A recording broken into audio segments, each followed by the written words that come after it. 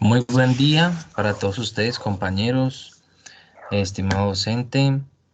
En este momento les voy a hablar acerca de un personaje, de una filósofa, y ella es Catalina de Siena. Para ello voy a presentar unas diapositivas.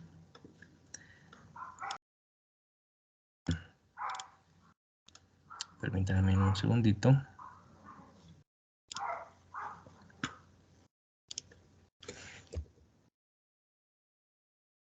Listo. Entonces, como les venía diciendo, mi nombre es Daniel Cortés. Em, Listo. Vamos a hablar acerca de Catalina de Siena. ¿Quién era ella? ¿Por qué estamos hablando de ella en específico? Bueno, presento a Catalina de Siena. Estas son fotografías de la representación de cómo era ella y algunas de las fotos que podemos encontrar en la internet. Para hablar de ella, vamos a recapitular un poco o hablar un poco de su biografía. Se dice que ella nació el 25 de marzo de 1347 en Roma y que muere el 29 de abril de 1830. Ella vive 33 años como tal. Esto tiene como que ahorita cierto contraste o cierta similitud con también la edad en que murió Jesucristo. Entonces, no más con eso como que toma ciertas características. Ahora, estas fechas que les estoy presentando son ciertas de un porcentaje más amplio en el año, es decir, que tanto el 25 de marzo como el 29 de abril, cuando ella muere, no son fechas acertadas. Sí, los meses, el día en específico no se sabe, son días y meses que normalmente después de un estudio se establecieron, pero de que sean 100% verídicas, no. Pero sí hay un amplio porcentaje del año en el que ella nace y en el año en el que ella muere. Catalina de Siena desde muy pequeña sintió como cierto impulso, por decirlo así, podríamos decir que es un llamado, como una pasión a los temas místicos, a los temas que se trataban de Dios. Ella sintió un llamado por Dios. Cuando ella tenía 16 años, ella luchaba contra sus padres porque en ese entonces, pues, el propósito de los hijos era que se casaran temprano, de que se casaran muy temprano. Ella tenía 16 años y ya los papás ya buscaban para ella con quién casarla. Ella luchaba contra eso porque ya no se quería casar, ella quería era consagrarse simplemente a los temas de Dios para ese entonces. A los 16 años es escogida por el Orden Tercero de los Dominicos, que como tal es un grupo de personas que son seleccionadas y que hacen parte de la Iglesia católica, que hacen parte de la Iglesia de Roma, y que para ese entonces pues era muy difícil entrar, pero que ella logra como tal a esta temprana edad entrar. También decimos que en el convento vivió penitencias y apariciones sobrenaturales. Entonces, en el momento en el que ella es recibida y acogida por el orden tercero de los dómicos, entonces siempre hubo alguien que como que le hacía la guerra, ¿no? Que le presentaba cosas, que le hacía hacer cosas. Entonces ya tuvo muchas opresiones dentro de este lugar, pero también manifestó en sus escritos, en sus cartas que ella fue escribiendo, que tuvo experiencias sobrenaturales con Dios, lo que la llevó a más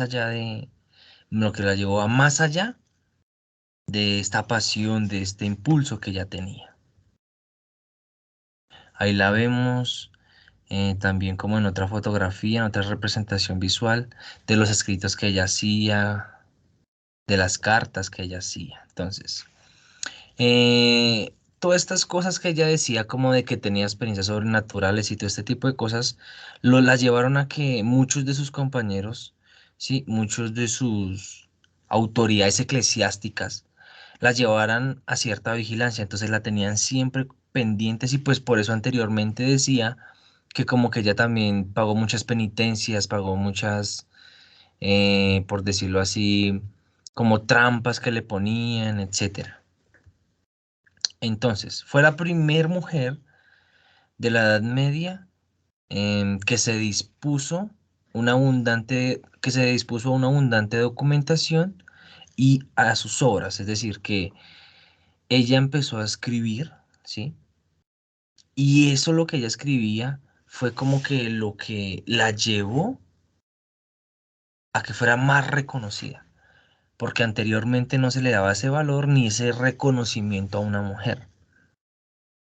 A partir de 1372 fue mediadora de conflictos civiles eclesiásticos en la península italiana. Entonces, ella aparte de lo que se congregaba como tal allá con los dominicos, ella también hacía y tomaba parte en el tema político, en el tema social y en este caso en Italia. Entonces ella intervenía en cada problema, trataba de estar en cada asunto, según las fuentes también que consulté. Entonces ella trataba como de intermediar entre el bien y el mal, entre los conflictos y nunca dejaba mostrar como su humanidad, sino que trataba siempre de mostrar un espíritu o una actitud buena de servicio hacia las demás personas.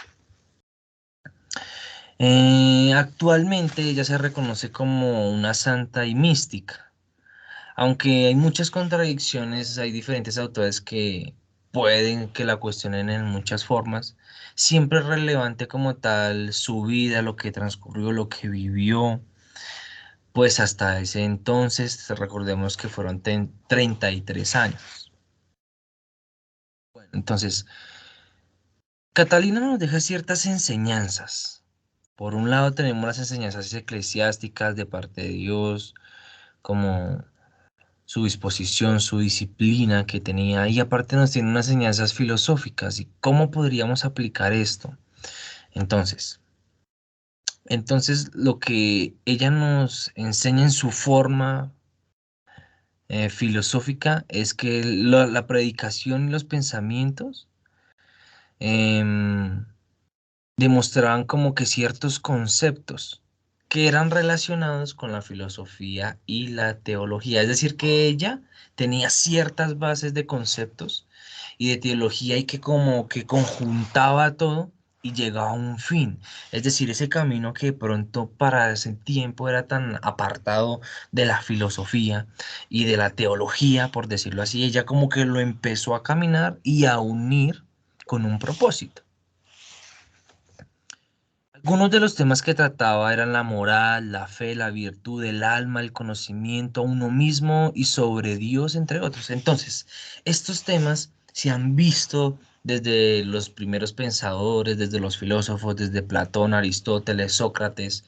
Entonces ella como que retoma también estas influencias y empieza a hablar sobre eso, no desde una perspectiva eclesiástica, sino también desde el concepto, desde el fundamento. Entonces, como tal, estas son las enseñanzas también que ella y temas obviamente que para ese tiempo eran muy relevantes. Su filosofía de vida fue influenciada por figuras del pensamiento, como lo dije anteriormente, sobre Platón y San Agustín. Entonces, estas figuras filosóficas, porque muchas veces uno piensa como que, bueno, la filosofía es totalmente aparte de las cuestiones eclesiásticas y son relacionadas tal vez como lo hizo Catalina de Siena, como que encaminar estas el tema de la filosofía y la teología en tema de conceptos sólidos y conjuntarlos para un fin. Entonces ella también muestra un pensamiento basado en la creencia de Dios y en la posibilidad de seguir una filosofía de vida. Cuando señalo esto, cuando digo esto, quiero decir que cuando hablamos de filosofía de vida es como que ciertas actitudes, ciertas cosas que nosotros tenemos como en la vida, como reglas, como principios, como enseñanzas, como fundamentos. Entonces ella relaciona, como vuelvo y lo repito, como lo venía diciendo, como que encaminando estas dos cosas de la filosofía y la teología. Entonces vemos que, bueno, en estas imágenes muy ilustrativas como la fe, como la enseñanza de la palabra, como la moral, esa decisión de decir, bueno, ¿será que lo hago bien? ¿Será que lo hago mal? ¿Será que esto es bueno o malo? Algo dentro de mí me dice que es bueno, pero algo dentro de mí me dice que es malo, pero que lo haga. Sobre la fe, recordemos que eh, si tuviéramos fe como un granito, como un grano de mostaza, podríamos hacer muchas cosas. Podríamos mover una montaña, dice la Santa Escritura. Entonces estas cosas las encaminaba ella también con la filosofía. Vemos que ella nos da unas enseñanzas actualmente, ¿sí? Que nosotros como tal podemos abarcar. Y es que la vida política no debe estar divorciada de la fe. Eso es como a lo que se deja, a lo que dejo de conclusión cuando hablamos de Catalina de Siena. Y es participar en el desarrollo histórico de la sociedad sin renunciar a ser creyente y seguidores de Jesús. Esto puede ser un poco un tema muy discutido, muy controversial. Actualmente también lo vemos. Y lo que ella nos dice es que nosotros podemos tener fe, podemos seguir a Jesús, podemos tener como tal nuestras creencias y eso no nos aleja de la política, eso no nos aleja de la sociedad, de ser persona, ¿sí? De tener buenas acciones, de acercarnos a Dios, ¿sí? De tener una moral, de tener una ética, unos valores, unos principios. Entonces, lo que se buscaba en ese tiempo, hace muchos años, era que la política y la religión y la iglesia estuvieran muy unidas. Y eso como que se fue separando, se fue independizando cada vez más. La iglesia y la política sí, se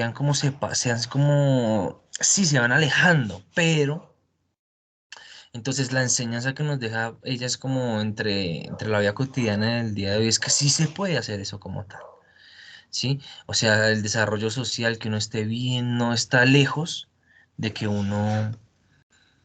de que uno se acerque a Dios, ¿sí me hago entender? Y como que eso también ayuda, las buenas acciones, la moral, a generar más sociedad y una muy buena sociedad. ¿Listo? Entonces, por último, pues presento la bibliografía pues del tema consultado. De antemano quiero agradecer por su atención prestada. Quedo muy pendiente de sus comentarios y hasta una próxima ocasión.